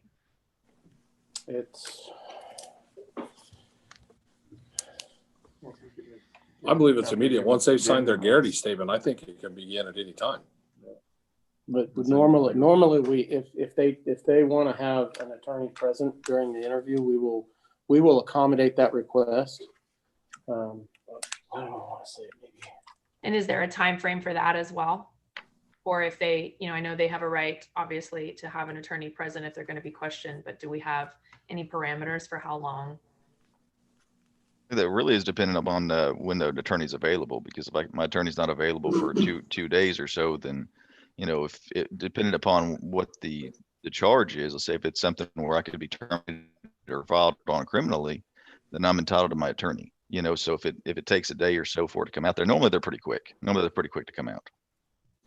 But that would not hamper the gathering of the statements from the video, all that could start immediately after Garrity's been given. So yeah, it could start immediately. We would provide additional time for them to get their attorney in place, but the investigation wouldn't have to wait until you question them. You could start gathering all the other information immediately once they signed it. But the interview itself could be correct, and that's usually the way it happens. Usually you try and compile all the information you can before the interview, so that way you have something to ask them. So if you just, okay, all I have is the complaint and now I'm going to interview you, what evidence do you have other than just the complaint? So normally they compile the investigation before the interview. Right. Okay. And then this is just for super clarity on page 55 on section 2, the right to a contacted attorney section. I was wondering if this was a typo, and if it's not, I just need someone to give me an education. The second sentence in the second paragraph of section 2, where it says, in the event that the officer appears with an association representative or attorney, the chief or other involved officers shall have the option of continuing or terminating the interview. And I just don't understand that. No, it's not a typo. That is the verbiage of that section, and it just says that if the investigator chooses they don't want to conduct the interview in the presence of the attorney, there's no obligation for them to do so. Now, again, it's our responsibility as the police department is to conduct the investigation. And I don't care that there is an attorney present in the room or a representative present in the room. The interview is going to go forward. So I understand what the collective bargaining agreement says, but our obligation is to conduct the interview. And we've never had a situation where we choose to not conduct the interview based on the presence of an attorney or representative. Why is that in there? I don't understand the reasoning behind it. Can y'all help me with that? Sarah, maybe you could help with that? I would suggest that it's probably in there because it would provide the option for the chief or the investigator to have an attorney to represent the department as well. So there's attorneys across the table from each other. Got it. If they felt the need for that. That would definitely be one reason. If y'all would like, go ahead. I said, if y'all would like on some of these little more technical questions on about why stuff is in there, we do have one of our union representatives on the call here. If you'd like him to, he's from Cleat. If he can, Well, if you'd like, he can ask him some questions. It's John Kerr down there. That's just an option on there. okay. Thank you. Thank you. Dara, you want to finish with what you were saying? Yeah, just that there's a lot of factors going into an interview, and so there may be certain things that come out in an interview that, you know, they decide to go ahead and stop the interview at that point. So it's just not putting the burden on the police department to take any particular action as factors change in the interview. Okay. And then I had a question about, and Dara, this actually is, I think, a question for you and whoever Jason referred to, whoever the union rep is. In the paragraph above, in the very first section, very first paragraph of section 2, on page 55, it says the officer shall be afforded a reasonable opportunity and facilities to contact and consult privately with an attorney of his or her choice and or a representative of the association before being interviewed. So I get that to mean they have the option to have an attorney present from the association. That makes sense. But my question specifically is around the term a reasonable opportunity and facilities sounds extremely vague to my civilian ear.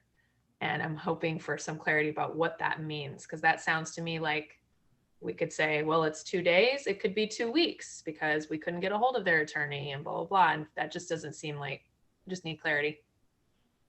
So Mr. Kerr may have something more detailed to say about this. Generally, the term reasonable often sounds vague, but has, you know, pretty defined legal standards in a lot of cases. Mm-hmm. So a really general way to sub that in is to say, you know, what a judge is going to find reasonable. So usually from the attorney side, we're going to make every effort to make sure they get whatever opportunities are guaranteed by contract. Mr. Kerr, if you have any more details on that, I would love them, because I mean, I assumed that was the kind of answer that you would give me, Dara. I figured that reasonable was a legal term that had more definition behind it if you were, you know, conversant in legalese, but that still sounds to me ultimately subjective, even if it's subjective to a judge. So I was just hoping more to it. I would add that its real purpose is to ensure that something unreasonable doesn't happen. Police investigations occur 7 days a week, 24 hours a day. And if at 2 a.m. in the morning, you confronted an officer about a particular issue, would it be reasonable if you had them in the office and they had no access to telephone or a mobile phone to demand that they do something immediately? And so basically, it's kind of reverse. Is it reasonable to assume that the officer can make the phone call and get an attorney or get representation at 2 a.m. in the morning, if that's the city and the police department have the right to conduct that investigation in a manner in which they choose to do so? Thank you, Mr. Kerr. Okay. I am good. Thank you, everyone. Thank you, Councilwoman. Councilman Mistich. No, sir, Mayor, I don't have any further questions. Thank you. Well, let me end this. I have a few questions left. This is for, I would say, Mr. Charles Jackson or Susie Koo. Page 28, holidays, section 3.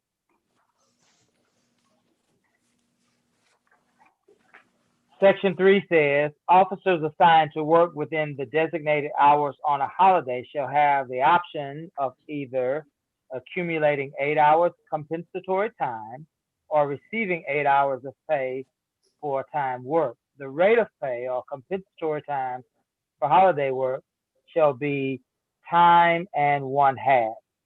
So my question is, how does that I understand how that translates on a paycheck if the officer chooses overtime. But how does that translate, Susie? I guess this is for you. If the officer chooses compensatory time, 8 hours at time and a half, how does that translate to compensatory time? Yes, sir. What that means is if they, let's say if they work 2 hours, it'll be time and a half.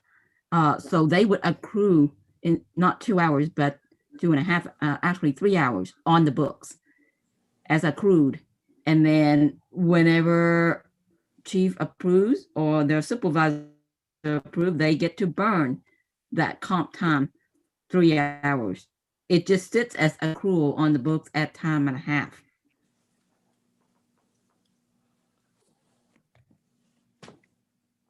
Okay. I hope I'm making some sense. You are. I was thinking about it and what I thought about what you said, but it does make sense. So then off of that question, I have another question. And so there's this play in the contract that goes from compensatory time to overtime, and there seems to be a few options for the officers, which is fine with me. I don't have an issue with that. My question is, how then do you quantify that, and how do we as a council control expenses? Because if you're having officers work overtime, then we can quantify that. But when we get into compensatory time and officers taking time off, how do we quantify that, and does that allow us to have accurate control over our expenses, or does that put it in too much of an uncertain place for you? Mm-hmm. In the system, we can actually run a report of what comp time that they have accrued and not used, and also convert that into dollar amount, which is what we call compensated absence. That's a liability. So if they leave before they burn the time, we have to pay them cash. And that's where that dollar amount comes from. We do have a report to show what comp time that they have accrued on the books and convert it into dollar amount. Now, how can we control that, the overtime and comp time? Normally, we get the timesheets already coded from police department. Finance, we would never know if that would be overtime or not. We will have to rely on police personnel to let us know, hey, you know, this John Doe actually worked overtime such and such day. We wouldn't be able to tell because we're not there with them. So normally we get fed that kind of information from police. So I'll have to defer that over to Chief Jackson, how we can control that. Yeah, I'm just, do you feel comfortable with this being in the contract in this way?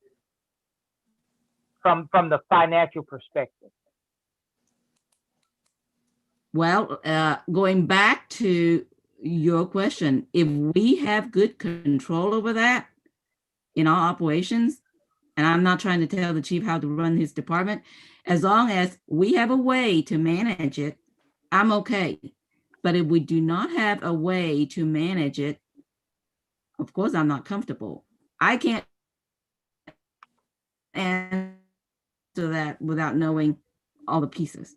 That's okay. This just question and answer. It's something that that we'll consider down the road. I just wanted to get your initial thoughts on it. I don't need the chief to right how he controls it. I'm sure he has a method. I'm just for future, just trying to think about some of the things that we may need to be thinking about as it relates to financial control. So thank you for that, Susan. Thank you. How much? That's an excellent point. Very excellent point. Thank you. Well, I have another question for you, and maybe you know the answer to this, and maybe you don't. How much of our overtime is a result of sick leave? I do not know, but I can research. Would you do that? And would you, Mr. Jackson, Mr. Tink Jackson, Yes, sir. would you have Susie research that? And when y'all get an answer, just put it in council's mailbox so that we can kind of understand that issue a little better. Yeah, we'll dig into that. That's going to be pretty hard. I mean, that's going to be a hard number to come up with unless we just equate every hour of sick leave to an hour of overtime, because we won't know on each individual shift if they hired overtime to cover that sick leave. Yeah. It's probably going to be estimates, but we'll do the best we can. Yeah, just the best you can, so that as we move into budget and contract negotiations, we'll have a general idea of what we're looking at. That's all. It doesn't have to be perfect. Just has to have enough information so that we can understand the issues a little better. Thank you. I have a question on military leave, page 36, section 2.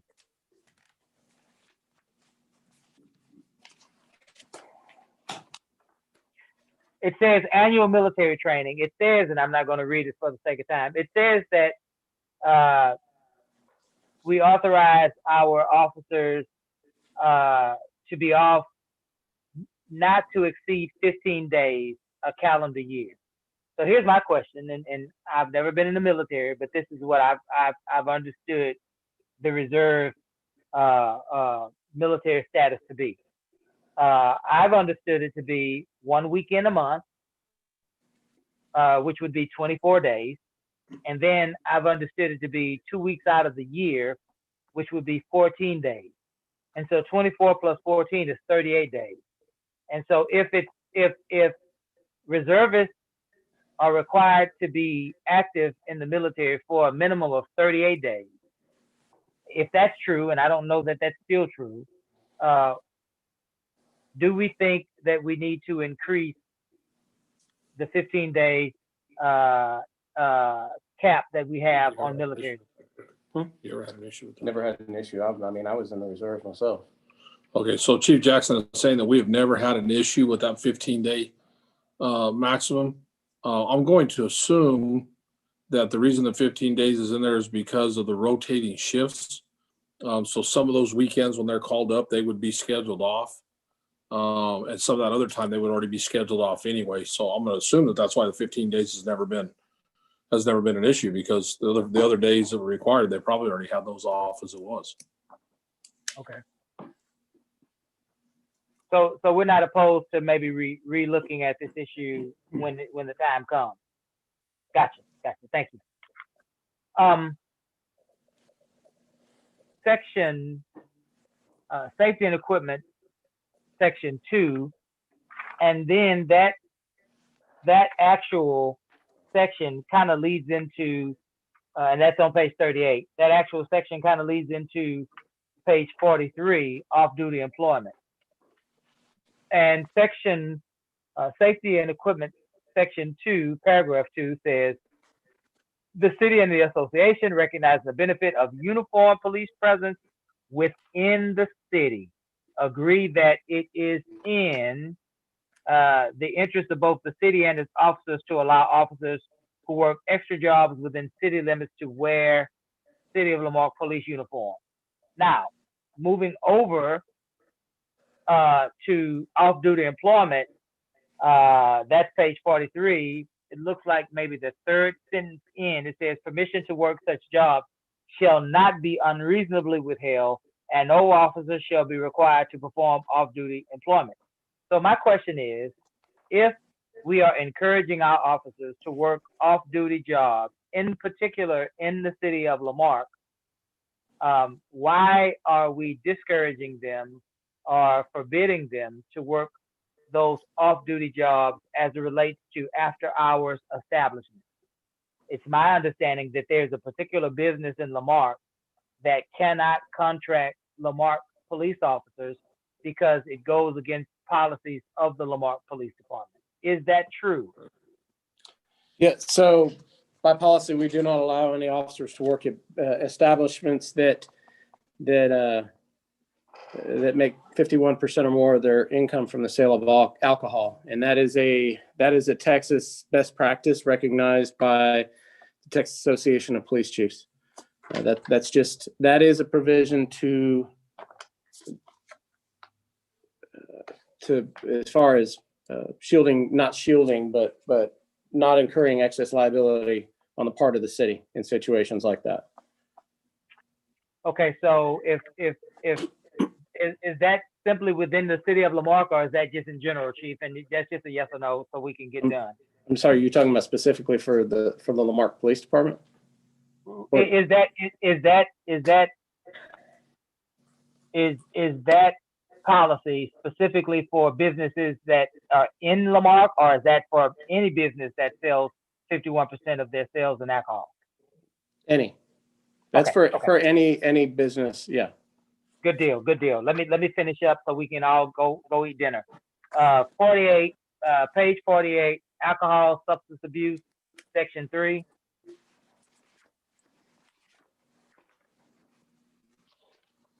It says, in case of a positive drug test or alcohol abuse, the employee shall consider all factors leading to such abuse and may direct treatment for this condition in lieu of disciplinary action at the sole discretion of the chief. Have we ever thought, let me say this in a way that's not trying to negotiate, because I want to respect the workshop.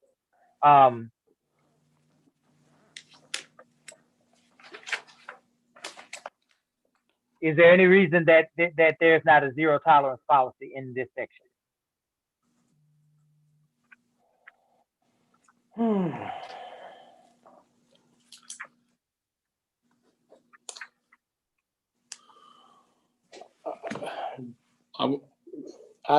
I would say no. There's one. The only thing I can think of, and maybe Derek can follow up on this, and I don't know if this would be the reason that it's not there.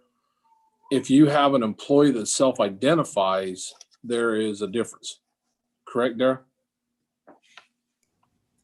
It's getting to some of the comments that Ms. McAuliffe made about, being a high stress job, that sort of thing. So yeah, you want to encourage the self-identification so they can get help and the city can support them, as opposed to self-identifying and immediately being fired. Are we talking about Vicodin? Are we talking about cocaine? Yeah, and I think, Chief's over here, saying, are we talking about somebody who's developed an alcohol problem? Or are we talking about somebody who is a cocaine addict? Or are we talking, there's going to be some differences in those scenarios too. Well, I'm specifically referring to folks that have been pulled off of the line of duty while they were on duty for random drug testing. I'm talking specifically about folks who have been involved in motor vehicular accident, who get tested because they've been involved in motor vehicular accidents. So if it's a random test, or it's a test that is administered based on maybe a motor vehicular accident, and those tests are found to be positive, I would assume that there would be a zero tolerance policy. If you're found on duty with drugs or alcohol in your system above the legal limit, I would have assumed that would be zero tolerance. It's going to fall back on the city. Yeah, it would fall back to the city policy, which is zero tolerance. Gotcha. Okay, good deal. I think that's really all I have, ladies and gentlemen. Are there any other questions from the council? No, not for me, not at this time. Oh. Thank you, Councilwoman. Tink, do you have any parting shots? No, I think you guys, obviously you all spent some time reviewing this beforehand, and I appreciate that because everybody had some really good questions and some very good thoughts that came out in the process tonight. And so I appreciate you guys coming prepared and asking, real questions and showing real concern about things that could potentially become items for discussion in the next negotiation as we try to move the city forward. A lot of you asked some questions in here, and we're going to try to get those questions answered as quick as we can. We're still working on the ones from last Monday night too, but we're piping out information to you as fast as we can get people off the phone and get emails answered and get information put together. So we'll continue piping information to you. And if you guys have any follow-up questions or whatever, Mr. Compion, if you want to email what you had, we'll definitely get to those in the middle of this while we're doing all this other stuff too. And the stuff that you requested tonight, we'll start looking at it tomorrow and see what we can get put together and start getting you guys some more information. Thank you. Mr. City Manager, Mr. Mayor, I do have one last question. Just, some people have asked me in terms of this being our workshop topic for the evening about the process of renegotiating this agreement. That's going to happen with the appointed representatives that are referenced in this agreement of the association, and then there will be a negotiating team. I don't know. I'm asking you, what's the process when we approach that? I know historically, it's based on the information that I've seen. Historically, that there's been council members that have done the negotiation with the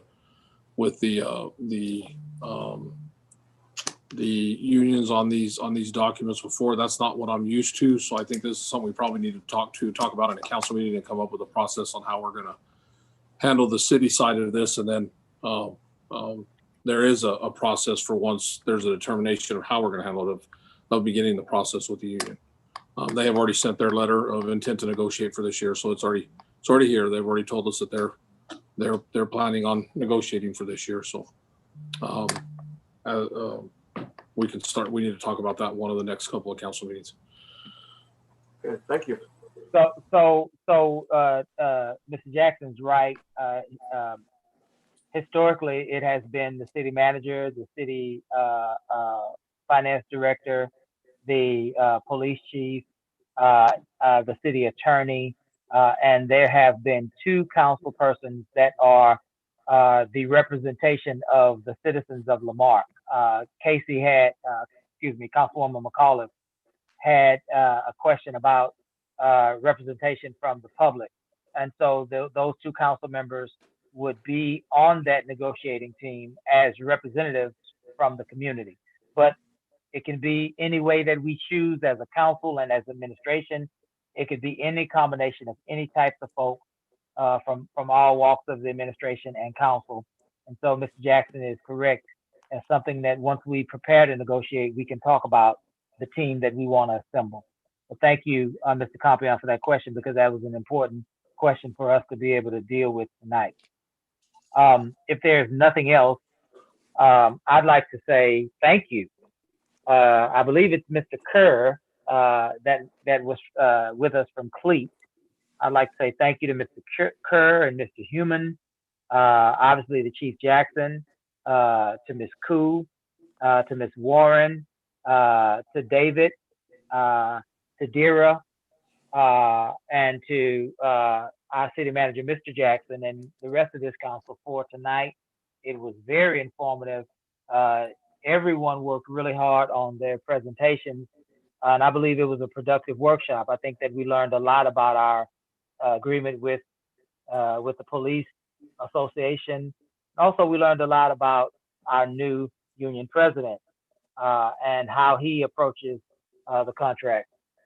So I'd like to thank you all for taking the time to visit with us tonight, and we look forward to negotiating with you in the future.